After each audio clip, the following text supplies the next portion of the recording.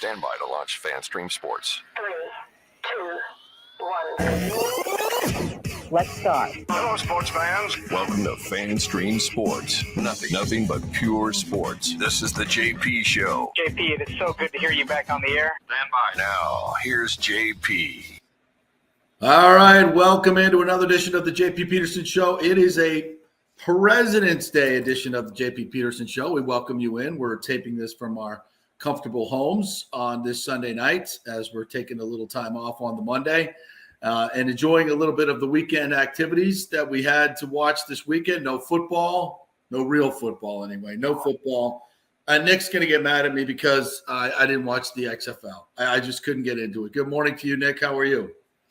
I'm doing great. Like you said, I was no football this weekend of relevance, I guess, and wondering how I was going to adjust to it. But there was a lot of other events going on, like Daytona was on, the Genesis was going on. I did tune in to a little bit of the XFL. I always try to give everything a shot. Like last year, I remember when I was doing a lot of USFL coverage. The first game was riveting. It was great. And there were some okay games in the XFL. I saw the endings were great in all these games, but still, it lacks the energy, obviously, of an NFL game. And I'm just going to say, too, A.J. McCarron is a very mid quarterback, always has been, still is in the XFL. That's the problem for me. The quarterback play is all over the place, as you expect, and that's what makes it a little bit hard to watch. So you didn't miss much, I'll just say that, other than a few good finishes. See, this weekend is a perfect example of why I don't care about spring football. Is I want to get into the other sports. So we're going to, first of all, for the show today, we're going to get into Rays Fan Fest and a bunch of stuff that happened. There were some announcements that were made, some news made about the rules, broadcasts, a bunch of stuff. So we'll get into that in just a little bit. But I want to kind of get through some of these other events that happened this past weekend that we don't get to watch. And I'll start with NASCAR, the Daytona 500, which, in my lifetime has gone from really what I would say is the top 5, top 8 sporting event in the yearly calendar to kind of a not so much anymore. I don't know how you look at it, but it was really like the Daytona 500 was really like next to Super Bowl, World Series, NBA Finals. It was pretty much just outside that. And now not so much. Restrictor plate racing is what it is. It comes down to the last few laps. And I watched the last probably 25 laps. It was the longest Daytona 500 in history. They went double overtime and actually finished 212 laps. But the green white checkers was marred again by the inevitable pile up right behind the leaders. They tried to do it the first time. They didn't get to the white flag. They did it the second time, and now the deal is as soon as they press the button on bringing out the yellow, whoever's in front wins the race. To the line, Ricky Stenhouse Jr. gets the win. He's story because he hasn't won in 5 years. And this team, what's kind of happened now at the Daytona 500, it seems like it's more luck at the end than anything else. But, I mean, obviously there's a lot of skill in the drafting and everything at the end to try to put yourself in the right place. But even listening to Tony Stewart call the last few laps, even guys like that are like, what's your strategy? And people are like, well, you just got to kind of wait to see what happens and see who's got the momentum coming up on the outside or the inside. And Ricky Stenhouse is the person that ended up winning it. They're a single car team, JTG Racing. Brad Doherty is part of it. They haven't been a single car team win the Daytona 500 since Trevor Bayne in 2011. It's very rare for it to happen to beat up the big boys. So I guess in the end, it was an exciting finish. Eric Almirola, Hillsborough High, had the lead for a little bit, but couldn't close at the end. So I don't know. It's always fun to see the Daytona 500. It was an interesting winner, but again, the race to me, just not what it used to be. No, and I think that's a problem. A lot of premier events nowadays, for whatever reason, don't feel as big as they used to. I think the good thing for me that I saw this year with the Daytona 500 is they were advertising it as this is a legit sellout. And that's been a problem in recent years. And they showed the crowd, and I tell you what, it was a legit sellout.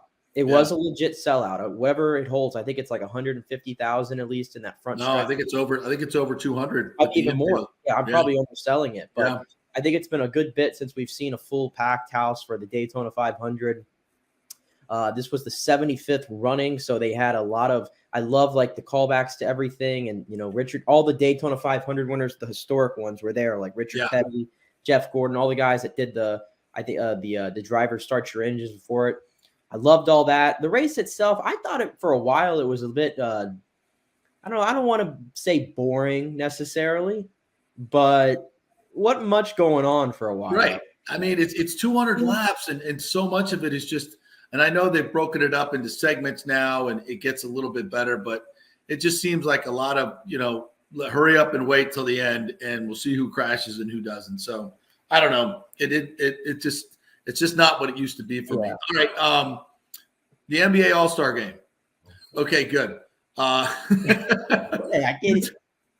You said you tried to watch it. I turned it on for a little bit. I was like, what are we doing? Here's the thing. I turned it on real quick. I turned it on at 7 o'clock, right? And they said that 7:30 they were going to have the All-Star draft.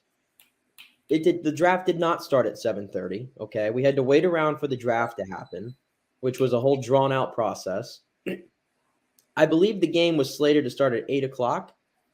I don't think tip-off happened until like around 8:45, 8:50. We did the national anthems, right? Jewel did a fantastic job. And then we do a Post Malone concert when we come back from break. And it was awful. I just didn't understand that. We went national anthem, and then we did Post Malone concert, and then they come back from break, and I'm like, are we finally going to start this thing? Like, or do we want to play basketball tonight? And they come back, and it's just these guys shooting around like they haven't warmed up all night, and now they got to do their little shoot around. It's like, can we start the damn game? And then the game starts, and Giannis, the team captain who hurt his hand a couple days ago, he literally said in the broadcast, I'm going to play. It's in my nature. I'm going to play. And a minute into the game, he recognized, oh, crap, my hand actually really hurts. And he comes out of the game and doesn't play.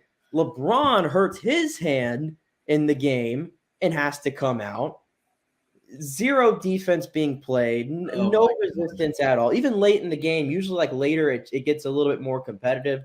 That did not happen. I think Jason Tatum, I believe, set an all-time scoring record with 55, 56 points. A lot of them, he literally was just walking to the basket and laying it in. It was lousy, man. And the halftime show, I'm not sure what that was either. I don't know what we're going for. Karl Malone, who is a very divisive figure for a lot of reasons, is being honored. The picture with him and Kareem and LeBron was just weird. It was just weird is the way you could sum it up. This is pushing Pro Bowl levels at this point. Yeah. It's pushing Pro Bowl levels. Yeah, I just when I turned it on, I was like, is this their game or is this the pregame? And I'm like, is this a replay? Did this happen early? It was really weird. I will say though, too, I don't know if you saw the Saturday night festivities. No. The slam dunk contest, which they're pulling guys out of the G League to play in this thing because nobody wants to do it. It's like it's cool or something that the best dunkers in the game don't want to do it. The stars. You got three guys who hardly play, and you got a G League. Mac McClung, who has all these viral dunks, he goes on to hit 350s. He does like a 720. I mean, this little white dude can jump. Yeah. He can hoop. And also I learned, by the way, Ray's connection, he's the nephew of Seth McClung. Oh, that's right. He is. I remember that. We had Seth on the show and we asked him about it. Yeah. I just didn't even realize that. And Seth McClung was at FanFest, I believe, too. So a good story there. He actually made it into a really watchable event. And I guess he's going to be the new face of the dunk contest. But in general, that whole event, though, to me is just, again, big events don't feel big anymore. No, they don't. They really don't. All right, PGA Tour, a big event. The Genesis Open in LA, Riviera, the famed Riviera course. Tiger back for the first time since last July. And, on Saturday, he came out on Thursday, played really well. Was 2 under par, finished with a great birdie at 18. Friday barely makes the cut. Saturday comes out and shoots 67, has the crowd going again, and then just ran out of gas on Sunday. His club head speed was down. He just didn't have the stamina to go 4 days, but hopefully he can work up to that and be better at the Masters. He played some good golf. I mean, he was literally pounding it past Justin Thomas, then giving him a tampon, which of course Christy and Brennan at USA Today had to write how horrible that was for your daughter. What about your daughter seeing you hand a tampon to? I mean, it's just Did that happen? Yeah, that really happened. Yeah, she wrote a column about it. Of course, I told you she would. I told you there would be pushback on that. Well, I was more like dumbfounded on Friday. Like ESPN obviously has like the ticker, and they have it on the ticker. Tiger Woods apologizes for giving Justin Thomas a tampon, whatever. And then there was like 4 separate updates after the initial one, and I was like, "Is this that big of a story?" Yes, this is the world we live in. This is the world we live in. Yes, you can't make a joke anymore. You cannot make a joke anymore. Men hit the ball farther than women. I see it here. I see it here. It's called Really Tiger. You're a 47-year-old girl dad, but thought tampon stunt would be funny. Yeah. Oh my gosh. Yeah. Man. Yeah. We're just. I don't know what realm we're in right now, but it's not a world I want to live in. To be quite honest, it's just ridiculous. It's ridiculous. You can't even make any type of jokes anymore like that. And I think I heard somebody say, just wait. The time will come when Tiger's daughter can hit it past him, and she'll probably hand him a tampon, and it'll be funny. Okay, it'll be funny. It's just the world we live in. It was fun. What was really fun was watching Jon Rahm close out another win. This guy is just the class of golf right now. Takes over the number 1 spot. Another win for Jon Rahm. Damn near got an ace. I think it was on the par 3 16th. Yeah. And got a 2-shot swing there and kind of put the distance on Max Homa, who's also been red hot. So, hey, look, PGA Tour is in good hands right now. Big names at the top of the leaderboard. Great finish yesterday at Riviera, the famed Riviera. Homa almost chipped in on 18, which would have forced Rahm to not 3-putt. But, I mean, it wasn't a whole lot of drama. But just watching Jon Rahm play, and I thought the PGA Tour put on a great show this weekend. Tiger was back, didn't finish, but it was, to me, it was much see on Sunday afternoon. Loved it. Yeah, and Rahm, he's already got 10,000 in earnings in 6 starts this 10 season. million. Or 10 million. Yeah, 10 million. He's won 5 of his last 9 starts. Yeah, he's 5 of 9. That's unbelievable. And to put this into perspective, he's the 3rd player in PGA Tour history to win at least 3 times within 6 starts of a PGA in their first 6 PGA starts of a PGA Tour season, which Tiger did that 5 times, which chew on that for a little bit. Yeah, exactly. And Justin Thomas did it in 2016 and 2017, and now Jon Rahm joins it. So a historic streak, and this has got one of those feels that he probably is going to win. I think he's going to win the Masters. I think he's playing the best golf of his life. He's motivated. I think he's going to win the Masters. I feel confident saying that right now. I'm so looking forward to. Well, I'm looking forward to the Valspar Championship coming up March 16th through the 19th as we get ready for the Florida Swing coming through. I mean, it just and Augusta's going to be amazing. Scotty Scheffler defending his title. He's playing excellent golf right now. It's just the PGA Tour is looking great. And how about Brooks Koepka admitting that he may have buyer's remorse going to live golf? And I think that was on Full Swing. Are you watching Full Swing on Netflix? I've not been watching Full Swing. Oh, excellent! I saw the first 2 installments this weekend, and they're fantastic. I mean, it's kind of interesting. It's made for the casual golf fan because they're at points they kind of they explain like there's a cut on the PGA Tour and half the field has to go back.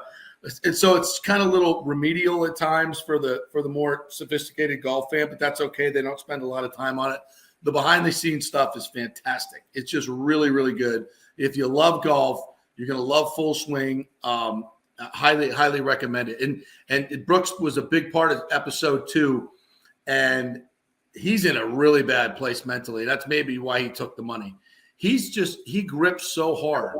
He really thinks that he should win every single major, and it's just not that way anymore, bro. And he's just gripping way too hard. He's going to need a total mental makeover if he's ever going to be a factor again. And this whole, escapade into live golf, he may have to stay there because he's not with his mindset right now. He's not going to win squat on the PGA Tour.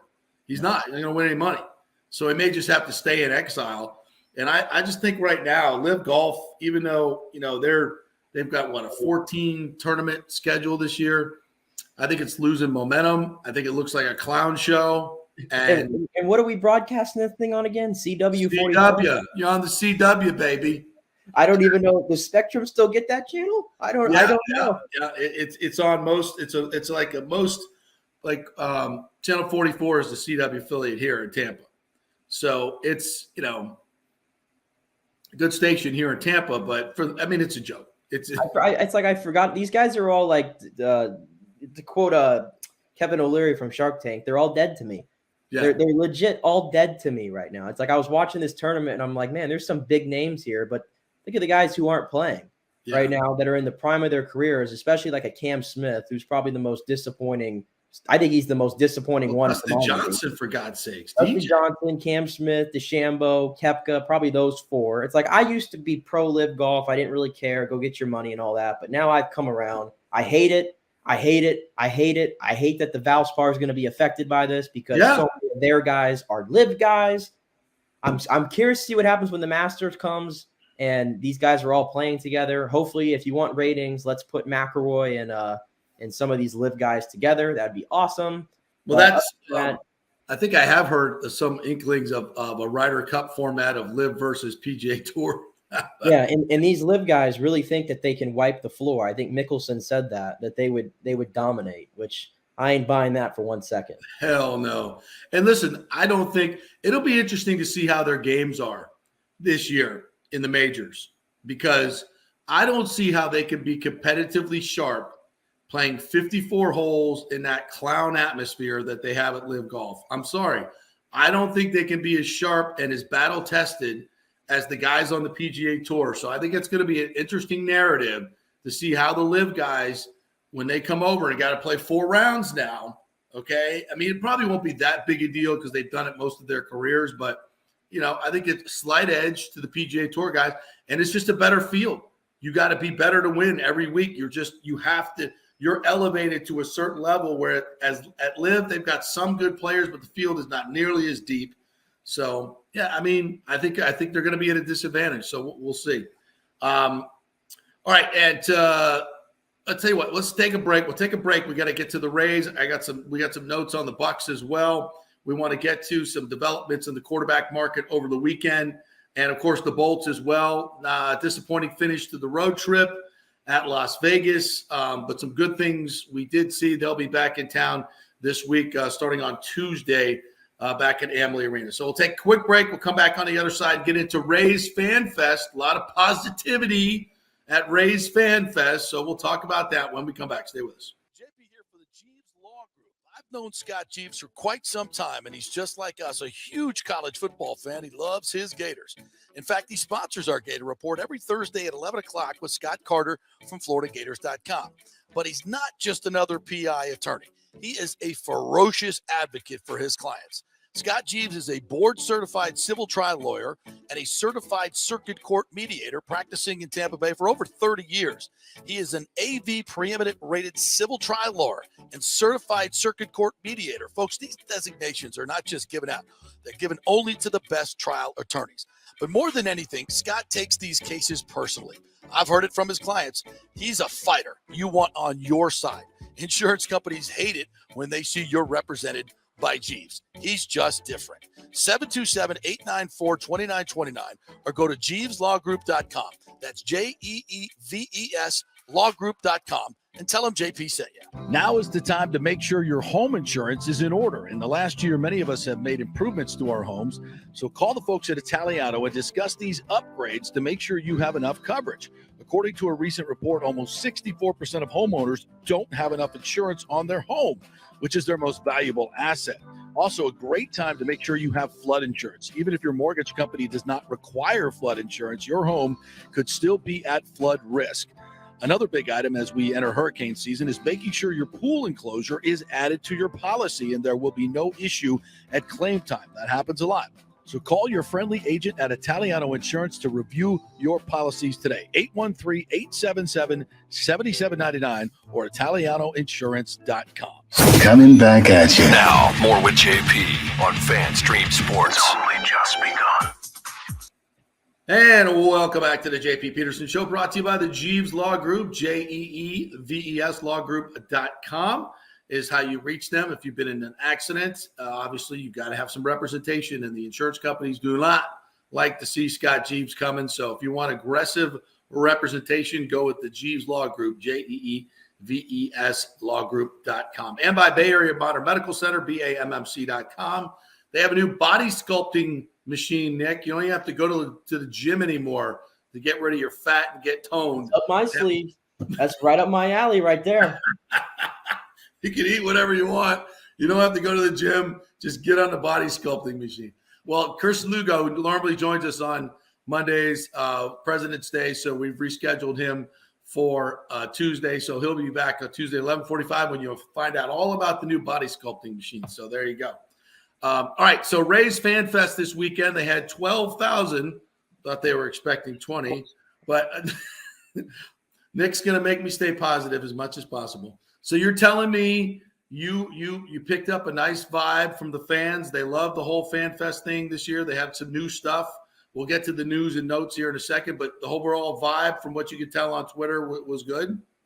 Yeah, it was one of those deals where it seems like I haven't been to a Fan Fest in years. I always end up having something. This year I had to work, unfortunately, and I was seeing all the videos and the photos from the fans, and I felt like I was missing out on something. I really did. Hello, FOMO from Fan Fest? I really, really did, man. Okay. I saw so many people. A lot of our listeners were there as well, taking pictures and having a good time. I think that was the big thing. Everybody had a good time. I didn't see any negative on anything. And the crowd, like, did you see the lines to get in? I mean, they were backed up almost all the way to 4th Street, people were saying, to get in before, like, well before the gates opened there ahead of the 11 o'clock start time. The gates were packed. I mean, it was packed. So that was a good thing to see. The players. I see. I don't know if I would have wanted to wait in a line that large. I mean. Well, that's what people were saying. If there was any drawback, like the lines for everything. Open some more gates. Pay some more people. The lines were really long for everything. But, I mean, I don't have a problem with that because there was a lot of people. I love that. Yeah, I mean, nothing says fan-friendly like making your fans wait out in the heat. All right, we're being positive. We're being positive. Oh, sorry. Positive. There's nothing negative to talk about with Rays Fan Fest. We're being positive. Yeah, players signing autographs. I think everybody was there to sign autographs. Your boy Stu Sternberg was out there taking pictures with fans and interacting. And I heard a lot of people say that it felt different this year in that it felt like the Rays were finally connecting with their fan base again, which is what a lot of Rays fans said. They just feel so disconnected. And whatever, again, I can't speak to the vibe because I was not there, but just reading the reaction on Twitter, it seemed like Rays fans were very pleased with what happened. And probably there's going to be a new energy coming into the season now. Well, I hope so. Look, they've done a lot of good things. They offered the $10 tickets, which is something we were really pimping last year that they really needed to do. So they did that this year. I'm pretty sure they probably sold out most of them. So that's a good thing. Couple other notes. Brian Auld was asked about the new stadium deal. And obviously everybody's focused on St. Petersburg. But again, Brian Auld reiterated that deal is not done by any stretch. They're still looking in the Tampa area, and they're still talking to officials over on the Tampa side. So, Major League Baseball, Rob Manfred came out this week and taught in an interview with the Times and said, clearly St. Petersburg is an option, but there are other options, and they're still looking at those other options, which obviously means Ybor City and Tampa. So, again, Brian Auld, who once said many, many times that Tampa Bay is not a major league market. We need a split season plan. Tampa Bay cannot support a major league baseball team. That we can now. Evidently, we can now. So that's good. And regardless too, and I'll just read this quote real quickly from Auld that I love. He said, we're going to keep pursuing every single path to a finish line. The last game played in this building is going to be at the end of the 2027 season, and we'll be thrown out a first pitch on opening day of 2028 somewhere in Tampa Bay. in a new world-class ballpark. So again, even though we said it last week, we'd said it for a while, this team's not going anywhere. Whatever the future is of the Rays, if it's in St. Pete or if it's in Tampa, the stadium's going to be in one of those locations. It's going to be a world-class facility, and it's going to be a great day. It's going to be a great day in 5 years. I'm so glad that he said that, and I'm so glad that Major League Baseball told the Rays and Stu Sternberg, you're not going anywhere. We love the market here, despite you guys wanting to leave and go other places and split city and all this other stuff. You can't do it. We're not going to allow it. You got to stay here. So now the Rays have changed their tune. It is a Major League Baseball market. They can support a Major League Baseball team. So now we're going to get it done somewhere in Tampa. So good. Now, as far as the broadcasts go, many people have heard Bally Sports filed for bankruptcy. They completely overpaid for these regional sports networks. The drive away from cable TV to streaming is, something where even the, network executives just don't know where this is going. But baseball has said through MLB.com and some of their other partners that they will be able to absorb anything that happens with Bally's, and they'll be able to distribute the games. So that's good. Now, as far as the payments to the teams, and the Lightning are affected by this as well, that's a different deal. And Major League Baseball is confident they can make up the revenue. If I'm on the hockey side, I'm not so sure about that, although it's not a major player in terms of how they make their money for hockey. So, I think the teams may be affected, but it's good to know that the Lightning have deep pockets, obviously, with Jeffrey Vinnick. I don't think it's going to be an issue. The Rays got a lot of their money up front. Stu Sternberg's a pretty smart guy. So the Rays won't be affected, I think, in the short term, or maybe even in the long term at all. So I really wouldn't worry about that. All I worry about is the Bally's app working, and it sucks and it doesn't work because I got it and I'm paying for it now and it still doesn't work very well. So I'm hoping that maybe, they do go belly up. MLB takes it over and can do a better job, because right now it sucks. Love the people at Bally's, but the technical part of it is awful. It's been awful since day one. No bueno. And I feel bad for the Doug Wechters of the world and Rich Hollenbergs and all these guys that come. Those guys are fantastic. The guys that produce the games are fantastic. I've worked with them on the Lightning side. They do a great job on the broadcast, but their technical side is just really, and it's probably because they didn't spend enough money on it, right? They had to cut costs. They probably, called their little brother in Spokane and said, "Hey, can you make me an app?" Yeah, it's just wild though. It's like how many years are we into this? Like not even 3. Yeah. Not even to 3 years, 2.5 years, I think, of this partnership with Bally's, and the fact that somehow they've managed to be able to. They're in a point where they couldn't make an $140 million interest payment Wednesday. Yeah, I mean, really?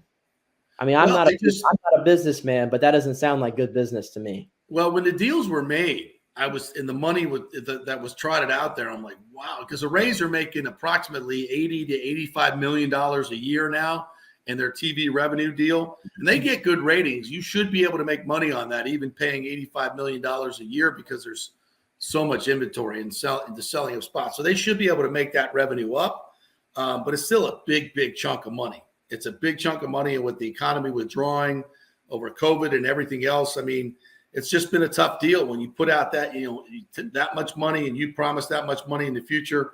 It's tough to make that nut, and they're going through it. But I don't think, I think they'll only be affected positively if Major League Baseball takes this over, because their app works fantastic. Their apps are great. So hopefully they'll get it all straightened out. I'm trying to find any other new. Oh, did you see Ryan Thompson, who lost his arbitration suit? I didn't. What happened there? He asked for 1.2. They offered him 1.1. He ended up with 1 million.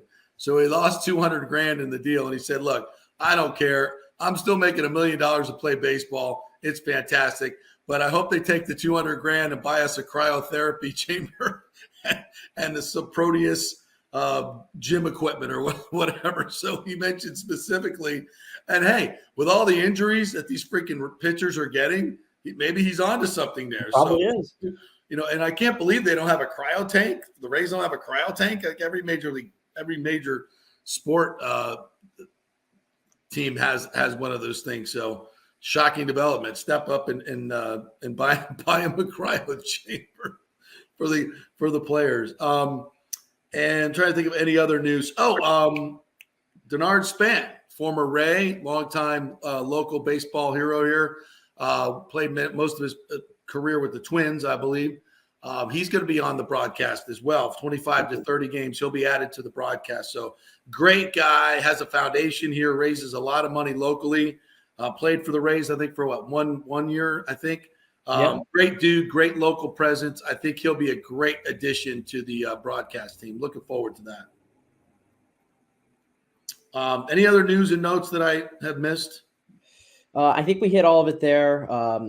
I did back to the real quick on the fans showing out. I love the quote too from Jason Adam, which I don't know if you got to see it. It was in the Times article. He said, "This is my first one talking about Fan Fest, and this is awesome." And he said, "Rays fans get a really bad rap. I feel like that's totally unwarranted. Look at these people who all came out to support us. So we're thankful for the fans, and this has been a blast so far." I love hearing stuff like that. Yeah. I love hearing stuff like that because I would agree. The fans get a bad rap for the attendance, what it is, for people who just don't understand the issues that we face. And they showed out big time. And again, the players felt it. There's a good vibe right now. There is a good vibe right now between the fan base relationship to the ownership of the team and the franchise itself. And I think that's overall a good thing. All right. On the field, as we all know, the Rays are very public about trying to go out and find a big left-handed bopper. It didn't materialize, so that falls now on Josh Lowe and the rest of these guys, Jonathan Aranda, to try to cobble things together and become a good offensive team. And with no shift this year, there's a lot of moving parts with the new base stealing initiatives with bigger bases and only being able to throw over twice. We'll see how that works out. The Rays chatted with a few players. Here's a montage of a few players, I believe starting with Josh Lowe, talking about the upcoming season. Locker room, now that we have all the potential in the world here to put together that team that we're all looking for. That speaks a lot to our organization, our system, our front office for putting the faith in us to not go out and get that bat that I guess we were looking for, whatever. But the guys we have in this clubhouse, this is a really good and dangerous team. Last year was a stepping stone year for sure. The first time I was up, things didn't go my way. The second time I was there, I started to prove myself a little more. I learned from that opportunity. I took a lot of that in the off season, how to prepare for this year. I think they have a lot of trust in me, and I have a lot of trust in myself, and I'm excited for the season. Yeah, I mean, it's exciting.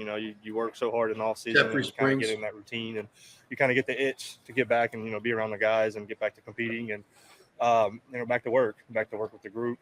We have goals in mind, and it's good to be back for sure. We have a young staff, younger than me, but a lot of competitive people, and it's we feed off of each other, constantly picking each other's brains, but we're all pulling in the same direction. So it's we all have an end goal in mind. So it's how can we compete amongst each other, to try to push, like you said. We want the best out of each other. I pull harder for my teammates than myself, every day. So that's a big part of it. We have a special group, a really close group, and I think it's going to be pretty special. I feel very happy to be here again. So Harold Ramirez, come here very early because you guys know I gotta go to a baseball classes. So for that reason, I'm early this year. I just have to compete when I get there. Don't matter if they play with Chief or not.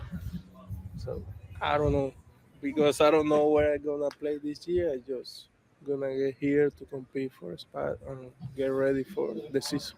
There are a lot of people here, so I'm going to have to introduce myself to 50 of them, because I have I'm good for about 30. The other 50, will be a first time, but I'm excited about it. It's obviously a very talented group. It always is here, so I'm excited to see what everybody does on the mound and in the box there. And the staff's always good, and that's been a constant since even before I was here.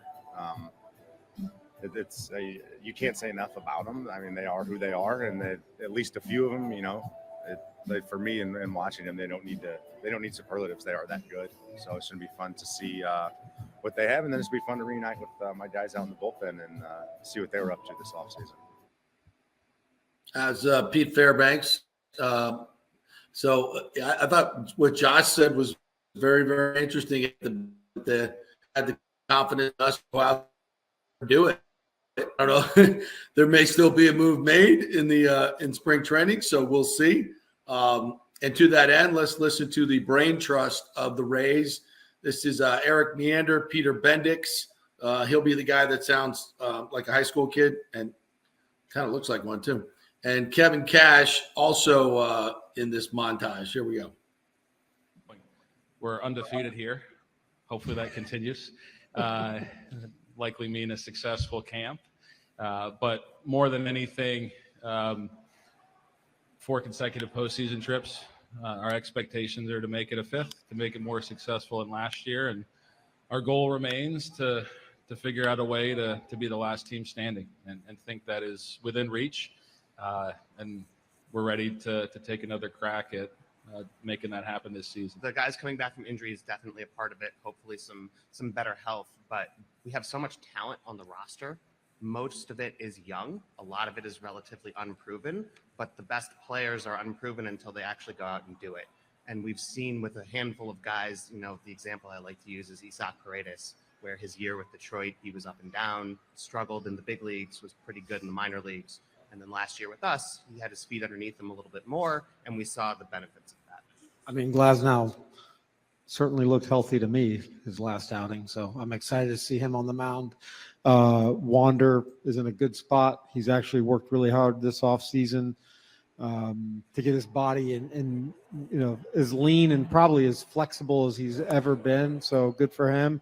And then as far as Brandon Lau, he has gone through the last month of normal batting practice, machine batting practice, just full go and not had any setbacks. So we're really, really encouraged by that. Look, you want to have tough decisions, right? And these guys do such a good job of creating as much depth as possible. I think you could make the case on paper, and it doesn't mean a ton, but on paper, as far as starting pitching, we feel like we're in a good spot. And we hope that continues with good health. But it will be exciting to watch these guys build up. And, you mentioned Louis Patino, Josh Fleming, Yanni Chirinos, Taj Bradley, and there's some other guys, but the 5 that have kind of been labeled as our 5 starters, there's a lot of excitement around them.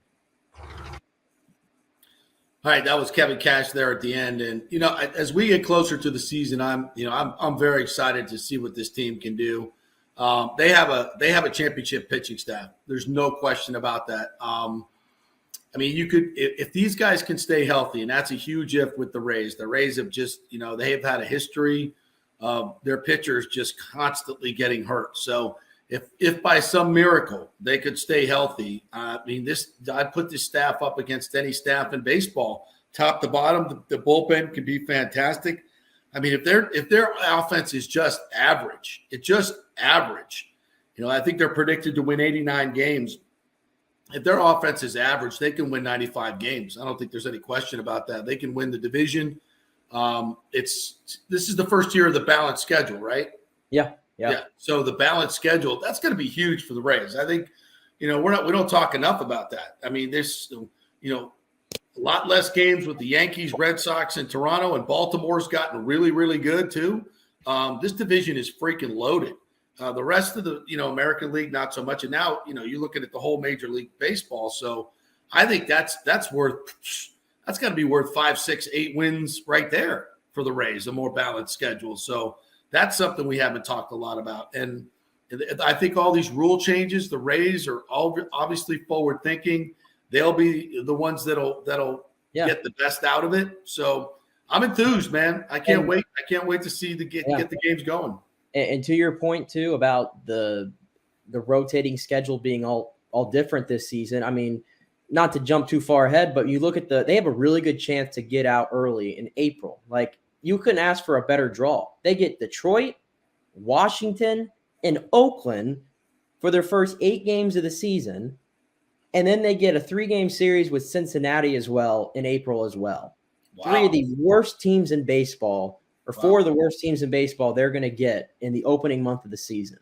I didn't even look at that. Yeah, I haven't looked at the rest of the AL East schedules early on, but we talk about it all the time. Getting off to a good start is really important because you don't want to be chasing. The Rays are going to be at their full strength. There's a chance for them, in my opinion, to get out to a really fast start in 2023 because of that schedule.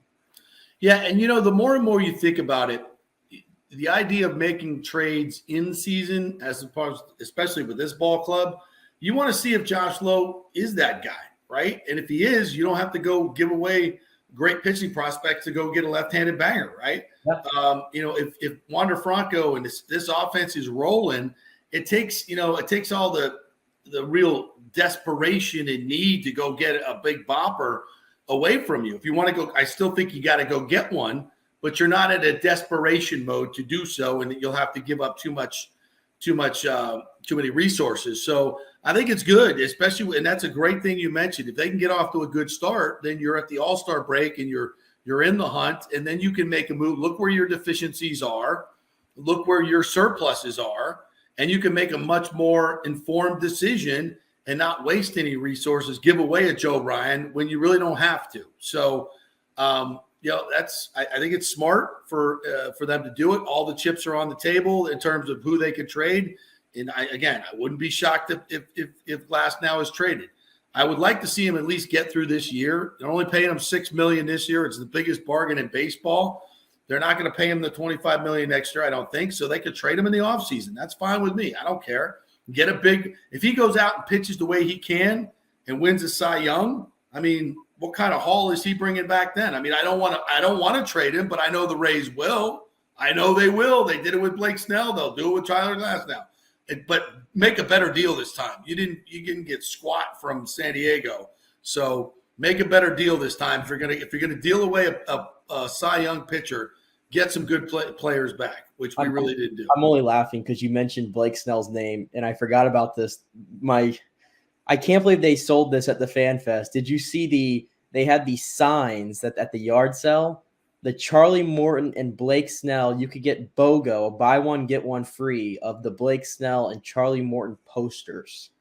And I was like, that's like, you're torturing me here for two all-star level pitchers and a Cy Young at that, who you didn't have to trade, and you didn't have to let go. And now I have to see their posters at the Trop, and you're selling them.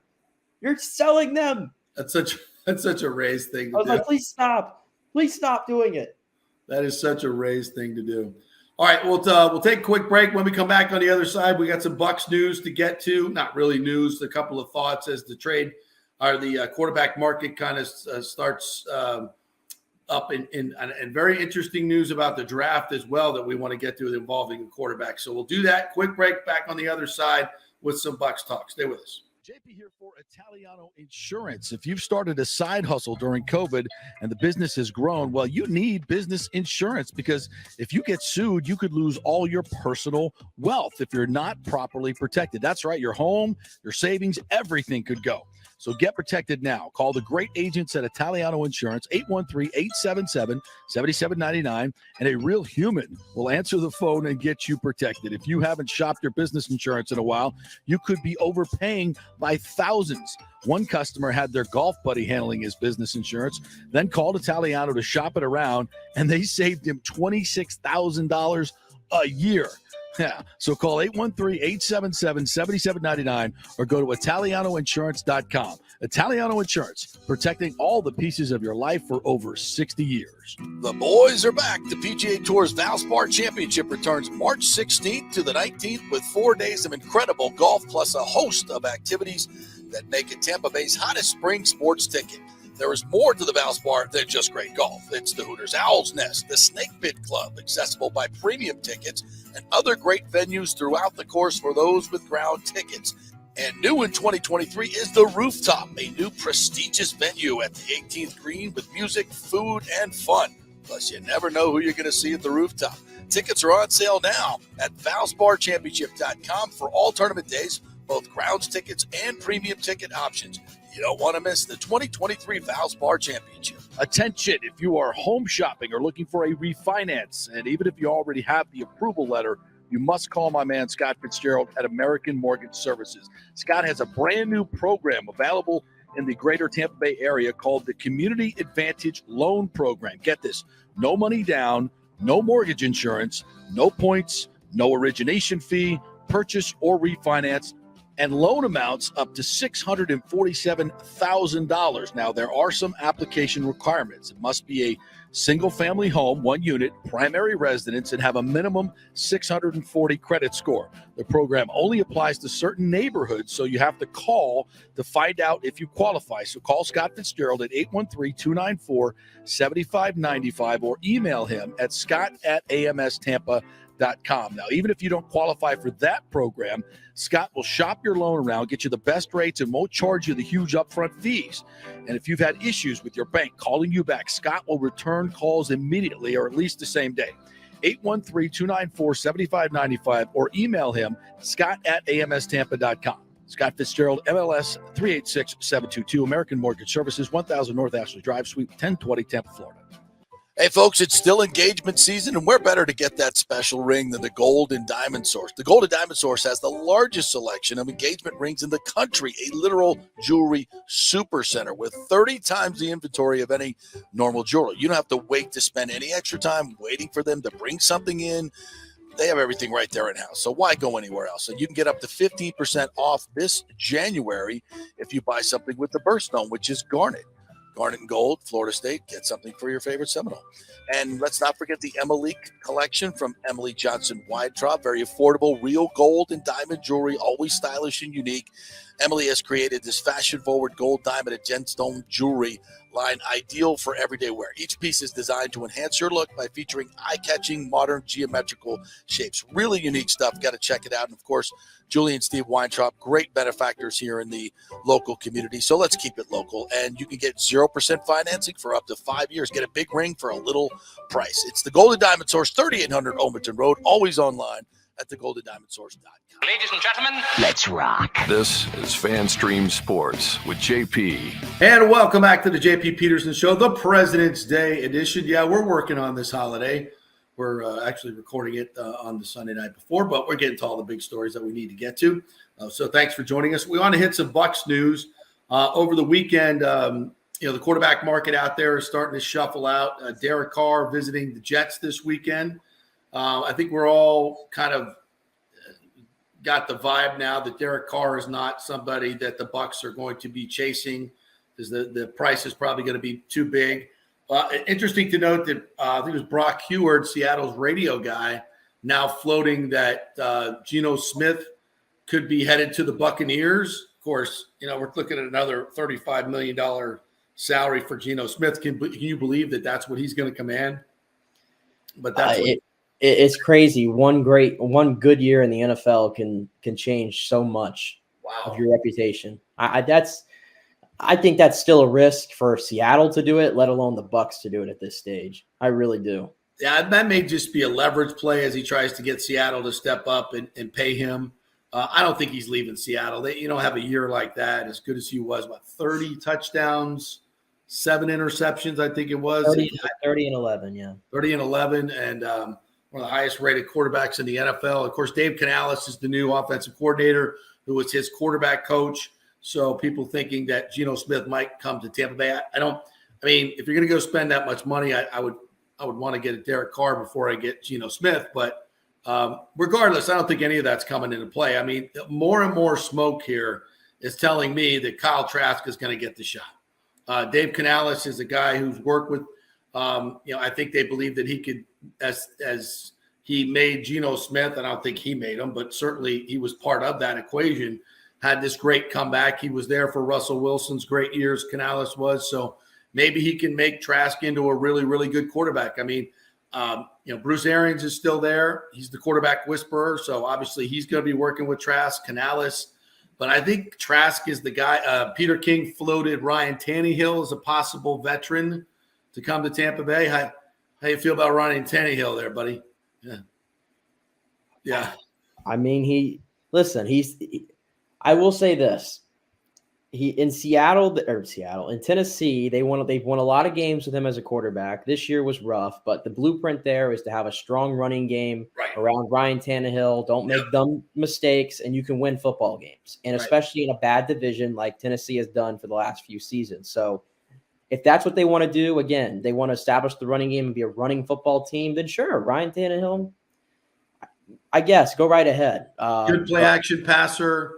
Probably won't be very expensive. Good backup quarterback. Yeah, he's the kind of guy if you wanted to give Kyle Trask a shot, you can put him as your backup, and he's not going to be the kind of guy that's going to bitch and moan about it. Right. Whereas if you go and get like a Baker Mayfield or someone like that, I don't know how much of an influence he would have on Kyle Trask. I don't think he would take kindly to being a backup in the NFL.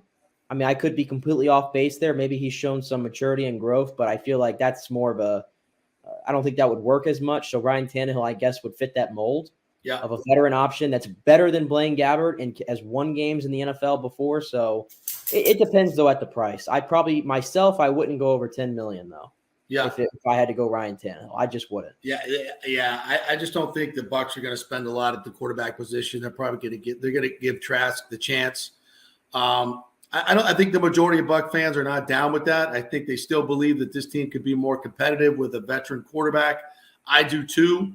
I think you can kind of go through this rebuild and not just, I think starting Trask in this situation, I think you got to bring in a Tannehill. You got to bring in somebody that if Trask falls on his face, you got a guy that has played quarterback in this league at a high level, has won games, won playoff. I think. Here's the thing, Tannehill would be a bad deal. Here's the thing, though. I hope Peter King, and I'm sure he probably noted this somewhere. If it's a straight trade for Ryan Tannehill, not a shot, because I forgot about the fact that he has one more year on his deal.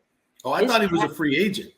No, his cap hit this year is actually $36.6 million. No. Okay, No, so I think they're going to have to release him. The Titans have an out this year on that contract where they would incur $18 million in dead cap. So if the Titans release him, okay, that's a different story. Yeah, I think that's what's going to happen. Yeah, never in a scenario for a trade. Then he negotiates a new deal, and it has to be very palatable for the Bucs to do. All right. Also, the Lightning lose 5-4 to Vegas on Saturday. 6 goals in the first period on Saturday. A couple of that Vassie would probably want back. Wasn't his best game. But the Lightning lose it 5-4. They were down 4-3 for most of the third period, pushing, but just could not get that equalizer goal. They did get contributions from Belmar, Corey Perry, and Nemestikov. So a little bit more balanced scoring if you're looking for, some of these bottom 6 forwards to start stepping up and scoring some goals. That was good. But they get 5 points, 4 games on the road trip. Not terrible, but I think you'll take it. They get back. They got the Anaheim Mighty Ducks on Tuesday, and then Buffalo comes in here on Thursday, and we'll start seeing more of the Eastern Conference. So, all in all, good weekend good road trip for the. Yeah, we'll take it. I mean, they're unlucky in the Arizona one, obviously, not to get 2 points there, but they played tremendously well.